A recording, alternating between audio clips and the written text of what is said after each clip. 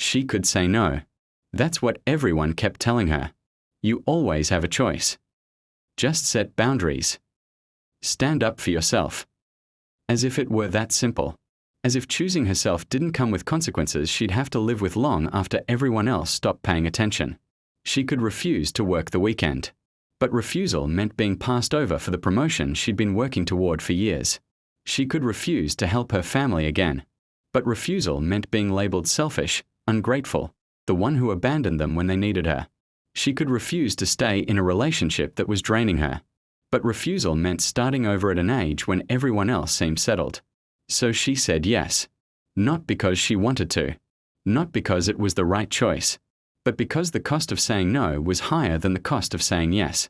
And this is the truth about human nature that nobody wants to admit. Most of our decisions aren't really decisions at all. They are calculations, compromises, survival strategies dressed up as choices. We tell ourselves we are choosing, that we have agency, that we are in control of our lives. But we are not. We are just picking the least painful option from a set of options we never asked for. The illusion of choice is everywhere in modern life. We celebrate agency, freedom, the power to choose your own path. You can be anything you want. Your life is yours to design. Just make different choices. The entire self-help industry is built on the premise that we are all freely choosing our circumstances and could just as easily choose different ones. But that's not how it works. Because choices don't exist in a vacuum. They exist within systems. Systems with penalties for non-compliance, rewards for conformity, consequences for deviation. Take work. Technically, you can refuse unreasonable demands. You have that right. But refusal has a price. Being seen as not a team player, being passed over, being quietly pushed out. So people say yes to things that harm them. Not because they're weak. Because they're rational. They're calculating that saying yes to exploitation is less damaging than saying no and losing their income. Take family.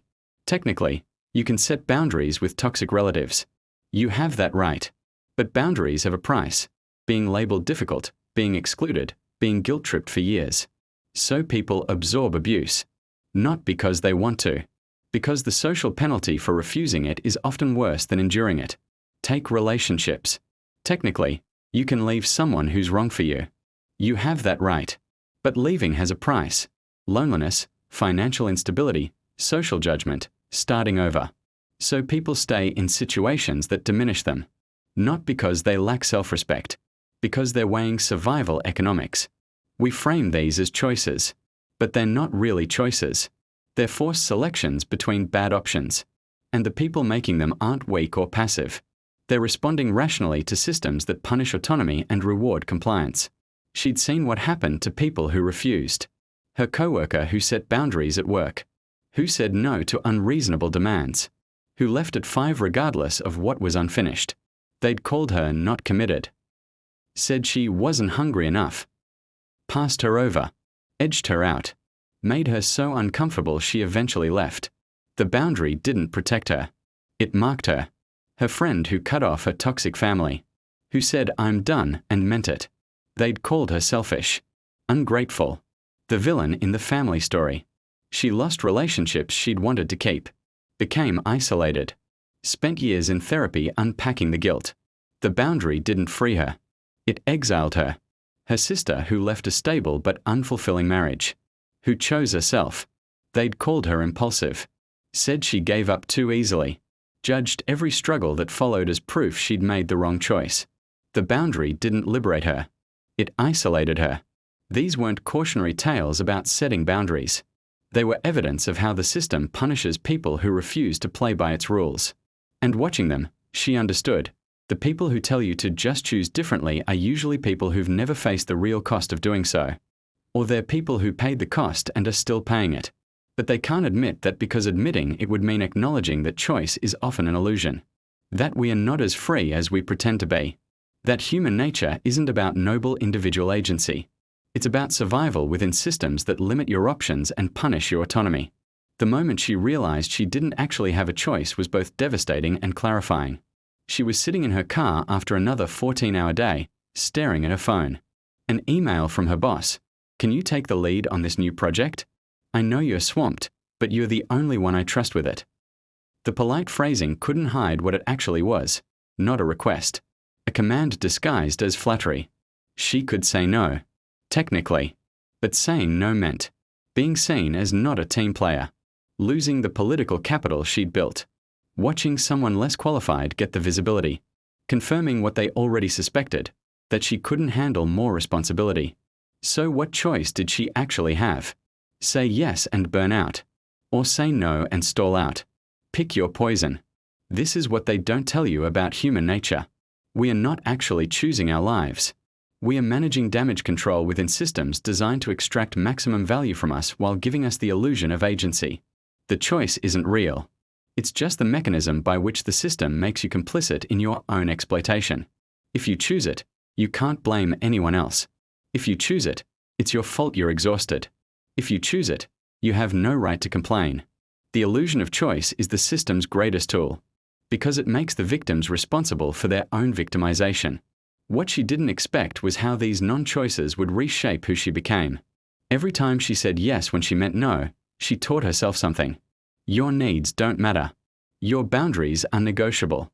Your worth is conditional on your usefulness. At first, she noticed it, felt the discomfort, the resentment. But over time, the discomfort faded. Not because the situation improved, because she changed. She stopped expecting her needs to be considered, stopped setting boundaries she knew wouldn't be respected, stopped believing her worth existed outside of what she could provide. The repeated non-choices had rewired her identity. She'd become someone who said yes automatically, who prioritized everyone else, who disappeared behind her function, not because that's who she'd wanted to be, but because that's who the system needed her to be. And after enough repetitions, the performance became the person. This is the truth about human nature that's hardest to accept. We are not shaped by our choices. We are shaped by our constraints, by the penalties we learn to avoid, by the rewards we learn to pursue, by the non-choices we made so many times they became reflexes. We tell ourselves we are choosing, but we are adapting to systems that gave us options designed to serve the system, not us. And after enough adaptation, we forget we are adapting at all. We start to believe this is just who we are, naturally accommodating, naturally selfless, naturally without needs. But it's not nature, it's conditioning. And the conditioning was so effective because it let us believe we were choosing the whole time. This is happening to everyone around you right now. The person who chooses to work 60 hours a week, are they choosing? Or are they choosing between exploitation and unemployment?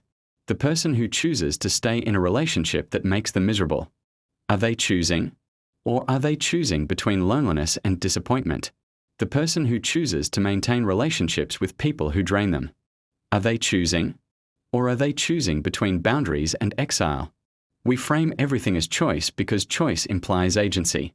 And agency implies that if you're unhappy, it's your fault for choosing poorly. But most people aren't choosing poorly. They're making rational calculations within systems that offer only bad options. And we pretend this is freedom.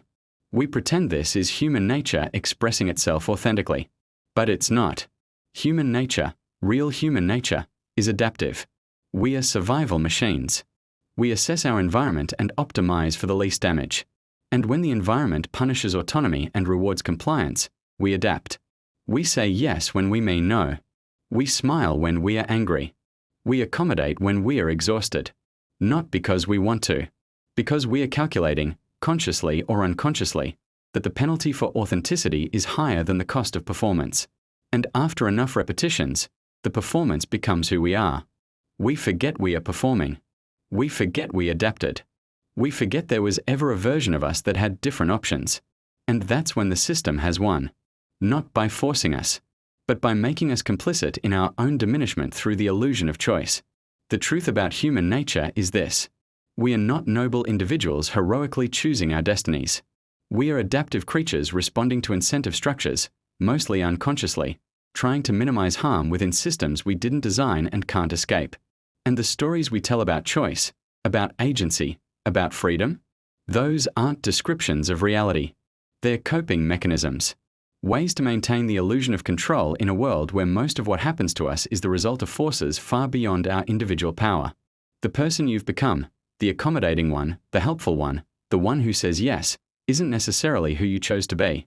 It's who you were incentivized to become, by systems that rewarded compliance and punished resistance, by repeated non-choices that slowly shaped your identity, by survival calculations you made so often you stopped noticing you were making them.